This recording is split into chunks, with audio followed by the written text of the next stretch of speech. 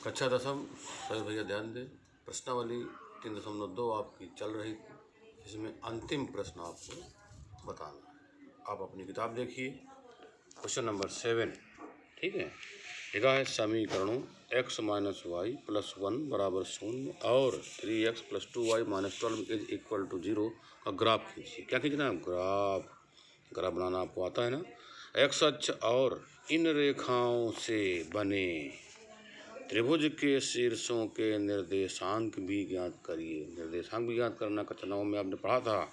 ठीक है, और त्रिभुजाकार पटल को छायांकित भी करिए। भाई जो आप ग्राफ बनाओगे, हो सकता है त्रिभुजाकार कोई आकृति बन जाए।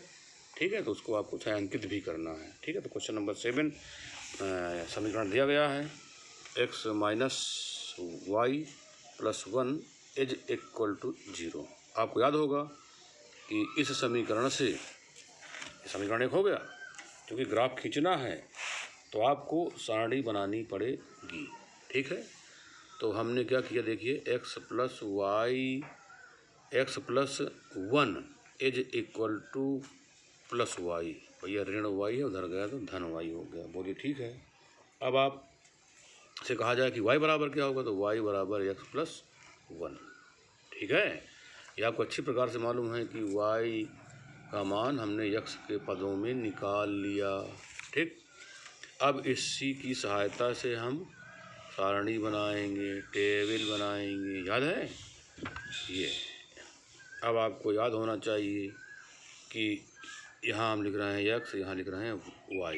तो y बराबर हमने क्या निकाला है? x + 1। अगर x का मान हम 0 लिख दें, x का मान 0 लिख दें, तो आप ही बताओ y का मान क्या आएगा? भैया 0 - 1 अर्थात 1 आएगा कि नहीं आएगा? तो y = 1 आएगा, तो 1 लिख देते हैं।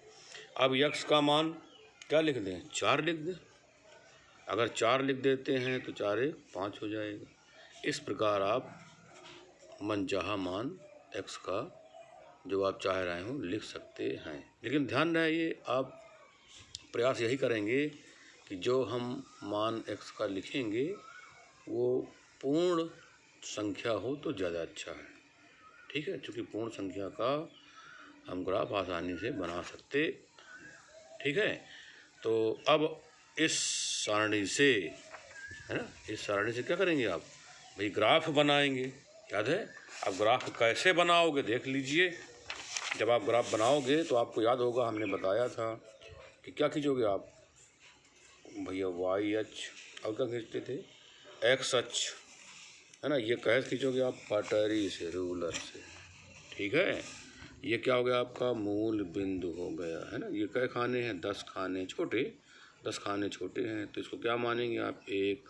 तो x अक्ष में क्या माना? 10 छोटे खाने बराबर 1 मात्रक। इसको 2, 3, 4, 5, 6, 7, 8। कोई नया काम नहीं कर रहा, इसको आप कर चुके हो। अच्छा, ग्राफ विधि सवाल आप हल भी कर लेते हो। अब y मूल बिंदु से ऊपर जाओगे तो यहाँ पर मान y का क्या होगा? 1, 2, 3, 4, 5, 6, है ना, 7। इस प्रकार इधर आप चाहो तो लिख दो भैया ऋण 1, ऋण 2, ऋण 3। याद है? इस प्रकार 4। नीचे यहाँ लिखोगे y मूल बिंदु से नीचे आओगे तो ये ऋण 1, ऋण 2, ऋण 3, है ना, ऋण 4। इस प्रकार आप निरूपित कर दोगे ग्राफ को। यहाँ लिखना पड़ेगा आपको x अक्ष। क्या लिखोगे? 10 छोटे खाने बराबर 1 मात्रक। याद है? y अक्ष में क्या लिखोगे? 10 छोटे खाने बराबर 1 मात्रक। इस प्रकार आप अपना ग्राफ बनाने के लिए आपको ये मानना होगा। अब आपका देखिए, जो सारणी देखिए, सारणी में आपका x का मान क्या है? सारणी में x का मान 0 है, तो y का मान क्या है? या x का मान 0, यहाँ देखिए x का मान 0 है, तो y का मान क्या है? 1, अर्थात y इधर तो जाएगा नहीं, ऊपर जाएगा ना। x का मान 0 तो y का मान 1। तो यह बिंदु एक ऐसा है कि इस बिंदु के निर्देशांक 0,1 है।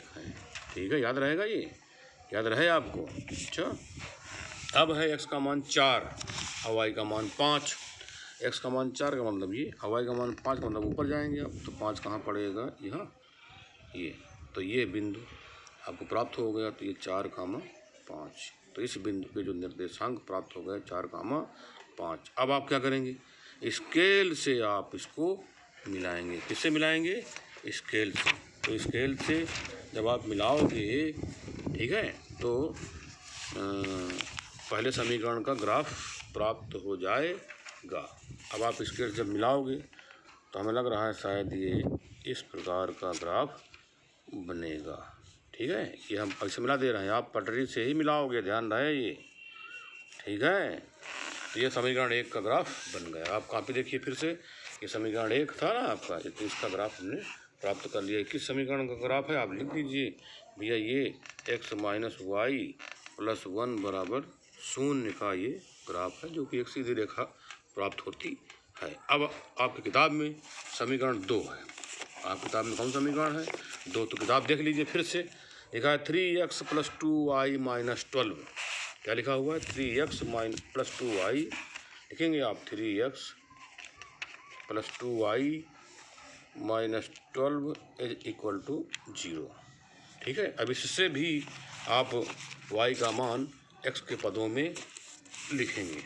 ठीक है, तो आप लिखोगे 2y बराबर, ये आपका इधर चला आएगा ना, माइनस 3x प्लस 12। ठीक है, अब आपसे कहा जाए कि y बराबर क्या होगा, तो y बराबर आप देखोगे कि माइनस 3x प्लस 12 अपान 2। ठीक है, इसी को आप ऐसे भी लिख सकते हैं, y बराबर 12 माइनस 3x अपान 2। इससे भी आप सारणी बना लीजिए। जब आप सारणी बनाओगे तो ये इस प्रकार जैसे आपने किया था पहले, अभी वैसे फिर बना लीजिए, है ना। तो ये ग्राफ सारणी खींचने के लिए, समीकरण सारणी खींचने के लिए कोई नया काम नहीं है। अच्छा, तो x बराबर, ये y बराबर क्या, 12 माइनस 3x प्लस 12। अब x का मान आप क्या मानोगे, जो आप चाहें। तो हमने x का मान क्या लिख लिया, 0। ये देखिए, तो जब x का मान 0 लिख दिया तो 3 शून्य 0 हो जाएगा। तो 12 से 0 घटेगा, क्या आ जाएगा, 12। 12 में 12 का भाग क्या आएगा, 1। ठीक है, अब x का मान फिर कुछ लिख देते हैं। तो x का मान हमको लगता है कि हम लिख देते हैं 6। x का मान क्या लिख दें, 6। तो क्या आएगा भैया, नहीं नहीं नहीं, ये आपकी शायद मिस्टेक हो गई, यहाँ पर 2 है ना। y बराबर 12 माइनस 3x अपान 2, तो y बराबर 12 माइनस 3x अपान 2 है। अच्छा भैया, ये 2 है। अब x का मान क्या लिखोगे आप, 0। तो ये तो 0 हो गया, तो 12 से 0 घटेगा, तो कुल मिला करके 12 आएगा। 12 में 2 का भाग क्या आ जाएगा, 6। अब इसके पश्चात x का मान हम लिख देते हैं 6 18। चलिए 6 लिख देते हैं, 6 18, तो 12 से 18 घटेगा, ऋण 6 आएगा। ऋण 6 में 2 का भाग ऋण 3 आएगा। इस प्रकार आओ चाहो तो लिख लो। ठीक है, अब इसका ग्राफ बना लेते हैं, इस सारणी का। तो क्या लिखा है, 0, 6, x का मान 0 और y का मान 6। तो ग्राफ जब बनाओगे तो x का मान 0, ये 0 होगा, y का मान 6, 6 का मतलब यहाँ आएगा, ये इस बिंदु के निर्देशांक 0, 6। बोलिए ठीक है। अब इसके पश्चात x का मान 6, y का मान ऋण 3। x का मान 6, y का मान ऋण 3, तो x का मान 6 ये आ गया, और y का मान ऋण 3, और नीचे आपको आना पड़ेगा, यहाँ पड़ेगा। x का मान 6 और y का मान ऋण 3, तो आप देख रहे हो ये भी प्राप्त हो गया हमको। अब स्केल से क्या करोगे आप, इस बिंदु को इस बिंदु से मिलाओगे तो जो दूसरा समीकरण हमारा है उसका ग्राफ प्राप्त हो जाएगा। ठीक है, और जब दूसरा ग्राफ प्राप्त हो जाएगा तो अब ये रही बात कहाँ से जाएगा हो करके, है ना। तो दूसरा ग्राफ जब पटरी से आप मिलाओगे तो ये ग्राफ पहले वाले ग्राफ को कहीं काटेगा। अब ये काट लेगा कहाँ, अब ये तो भाई स्केल से जब आप मिलाओगे तभी पता चलेगा। तो हम प्रयास कर रहे हैं, देखिए इसके सीधे मिलाने का। तो ये स्केल से मिलाओगे आप, ऐसे नहीं मिला दोगे। अच्छा, जैसे हम मिला रहे हैं, ये शायद इस प्रकार का ग्राफ बनेगा। ठीक है, तो कुल मिलाकर के आप देख रहे हो बिल्कुल साफ साफ स्पष्ट है कि ये जो है लगभग यहाँ काट रहे हैं। दोनों ग्राफ इस बिंदु पर काट रहे हैं। ठीक है, तो इस बिंदु के निर्देशांक क्या होंगे? तो आप देखोगे कि हमें लग रहा है ये x है 2, ये 2 ही तो है यहाँ पर, और ये y हो जाएगा 3, तो 2, 3। तो दोनों ग्राफ कहाँ काट रहे हैं, दोनों ग्राफ कहाँ प्रतिच्छेदित कर रहे हैं? आप कहोगे 2, 3 पर दोनों ग्राफ प्रतिच्छेदित करते हैं। तो आप लिख दीजिए, ग्राफ से स्पष्ट है कि, लिख दीजिए ग्राफ से स्पष्ट है कि बिंदु, नाम लिख दो इसका कुछ ग्राफ में, ए लिख देते हैं, बिंदु ए है ना, क्या है बिंदु ए? प्रतिच्छेदित बिंदु। ठीक है, बिंदु ए के निर्देशांक 2, 3। तो 2, 3 कहाँ लिखोगे? छोटे कोष्ठक के अंदर लिखोगे, कामा लगा करके, याद रहे आपको ये। ठीक है, अब इसके पश्चात क्या पूछा गया है, प्रश्न को फिर से देखा जाए भाई, तभी तो पूरा उत्तर हो पाएगा। प्रश्न में लिखा गया है, त्रिभुज के शीर्षों के निर्देशांक बताइए। एक्स अक्ष और इन रेखाओं से बने त्रिभुज के शीर्षों के निर्देशांक बताइए। तो एक्स अक्ष है ना, तो त्रिभुज देख लेते हैं, कोई दिक्कत नहीं इसमें। अब आप जरा देख लो, हमें लग रहा है ये शायद यहाँ काट रहा है, यहाँ काट रहा है, तो ये 4 हो गया, y तो होगा नहीं, तो इसका निर्देशांक क्या है? 4, 0। इसका निर्देशांक देख लो, तो ये x का मान ऋण है, y का मान 0, तो ऋण 1, 0। तो हमें क्या चाहिए? त्रिभुज के शीर्षों के निर्देशांक चाहिए। तो आप देख रहे हो, तो इसको b मान लेते हैं, इस बिंदु को c मान लेते हैं, इसको a मान ही लिया है। तो बिंदु a के निर्देशांक आपने निकाल लिया है ना, बिंदु a के निर्देशांक निकाल लिया। बिंदु b के निर्देशांक, बिंदु b के निर्देशांक क्या है आपके? ऋण 1, 0, ऋण 1, 0। और c के निर्देशांक क्या है? 4, 0। बिंदु c के निर्देशांक 4, 0। तो आप देख रहे हैं जो हमारा त्रिभुज बन रहा है ABC, इस त्रिभुज में 3 शीर्ष हैं, A, B और C। ठीक है, 3 शीर्ष हैं, तो तीनों शीर्षों के निर्देशांक हमने ज्ञात कर लिया। अब क्या करना है आपको? छायांकित भी करना है, क्योंकि किताब में आपसे यह भी कहा गया है प्रश्न में कि त्रिभुजाकार पटल को छायांकित कीजिए। भाई निर्देशांक तो निकाल लिया, त्रिभुज के शीर्षों का निर्देशांक ज्ञात तो निकाल लिया हमने, त्रिभुजाकार पटल को छायांकित कीजिए। तो जो हमारा त्रिभुज बना हुआ है, ये त्रिभुज देखिए आपका ABC, अगर इसको छायांकित कर दीजिए ऐसे, ये लीजिए, जो हमारा त्रिभुज बना है उसको हमने क्या कर दिया? छायांकित कर दिया। ठीक है, कोई दिक्कत? ये छायांकित भाग हो गया भैया, है ना, ये लीजिए। तो त्रिभुज ABC आपका छायांकित भी हो गया। ठीक है, तो कुल मिलाकर के इस प्रश्न का उत्तर हो गया। यह आपकी प्रश्नावली 3.2 समाप्त हो गई। अब आपको पढ़ना है प्रश्नावली 3.3। 3.3 देखिए, याद रहे आपको हमने एक दिन बताया था प्रतिस्थापन विधि, ठीक है।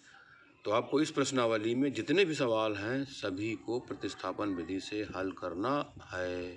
ठीक है, तो नियम आप सीख लीजिए, बस सवाल चाहे जो हो। लिखा है पहला सवाल, निम्न रैखिक समीकरण युग्म को प्रतिस्थापन विधि से हल कीजिए।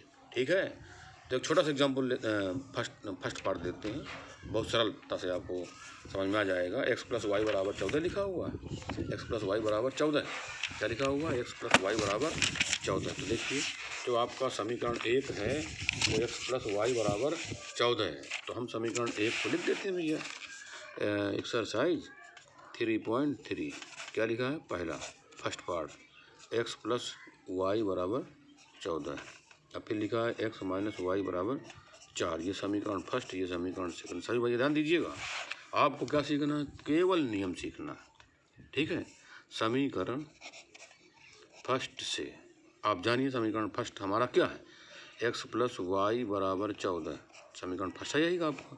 तो y बराबर क्या होगा? y बराबर ये x इधर ले जाइए आप, 14 माइनस एक्स, बोलिए आएगा।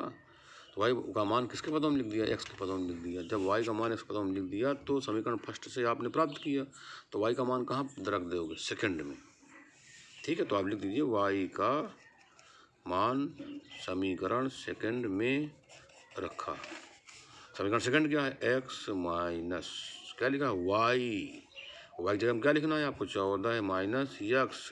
ठीक है, हमने कोष्टक में लिखा, तो आप कोष्टक में लिखें, छोटे कोष्टक में। अच्छा, आवश्यकता अनुसार आप एक्स माइनस वाई का मान कोष्टक में लिख दीजिए। तो समीकरण सेकंड आपका क्या है, एक्स माइनस वाई बराबर 4। तो हमने लिख दिया एक्स, फिर लगा दिया ऋण माइनस वाई का मान क्या लिखना है, 14 माइनस एक्स, देखो कोष्टक में लिख दिया, बराबर क्या लिखा है आगे 4, हमने 4 भी उधर लिख दिया, क्या लिख दिया। तो कुल मिला करके अब ये जो कोष्टक लगाया है आपको खोलना पड़ेगा। तो कोष्टक के बाहर क्या है, ऋण, तो ऋण का कोष्टक के अंदर गुणा होगा। तो जब ऋण का कोष्टक के अंदर गुणा होगा तो प्रभावित होगा, धन होता तो कोई प्रभाव नहीं पड़ता, धन के गुणा करोगे तो कोई प्रभाव नहीं डालेगा अंदर, लेकिन ऋण का करोगे तो प्रभावित हो जाएगा अंदर के पद। तो 14 14 का चिन्ह क्या है, 14 का चिन्ह धन है। तो ऋण का गुणा करोगे धन में तो ऋण हो जाएगा, तो ऋण 14 आएगा। अच्छा, और ऋण का गुणा जब ऋण में करोगे, यक्स का चिन्ह क्या है, ऋण है, तो ये ऋण का गुणा जब ऋण में करोगे तो धन हो जाएगा। ठीक है, क्योंकि समान चिन्हों का गुणा धन होता है, विपरीत चिन्हों का गुणा ऋण होता है। तो यक्स आ गया, 4 लिख दिया। अब इसका चिन्ह धन है, इस यक्स का चिन्ह भी धन है ना, सजाती भी हैं, दोनों के चिन्ह समान हैं। तो समान चिन्ह क्या जुड़ते हैं, तो एक यक्स और एक यक्स क्या हो गए, 2 यक्स। और इधर आपका 4 है, ठीक है। और ऋण 14 जो है बराबर दूसरी तरफ भेज दीजिए, तो धन 14 हो जाएगा।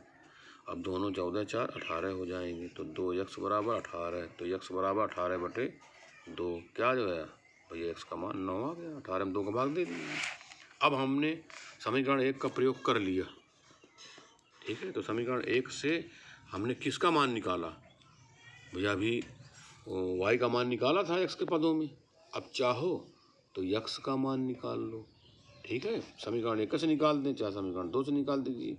भैया एक्स का मान किसके पदों में निकालना है, वाई के पदों में। तो समीकरण फर्स्ट से है, समीकरण फर्स्ट क्या है, एक्स प्लस वाई बराबर 14। तो एक्स बराबर 14 माइनस एक्स, नहीं 14 माने वाई, 14 माइनस क्या जाएगा वाई।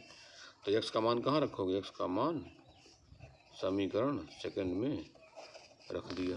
समीकरण सेकंड हमारा क्या है, एक्स लिखा है पहले साफ साफ, तो एक्स का मान क्या है 14 माइनस वाई। आगे क्या लिखा है, ऋण वाई, तो ऋण वाई भी लिख दिया। आगे क्या है, बराबर 4 लिखा है, 4 लिख दिया।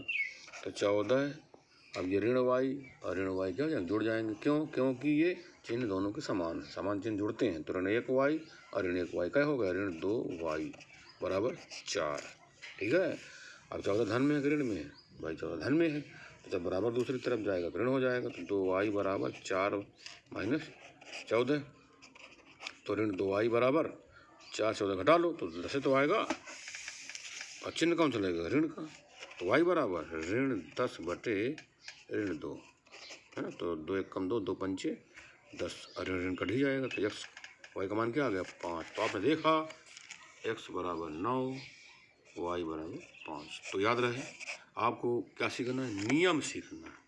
इसी नियम का प्रयोग करके प्रश्नावली 3.3 हल करना है। तो इससे आपको हर हालत में सीखना है प्रतिस्थापन विधि, ठीक है। तो जब आपको प्रतिस्थापन विधि आ जाए तो चाहे जो सवाल हो आप उसको प्रतिस्थापन विधि से हल कर लोगे। शेष अगले उसमें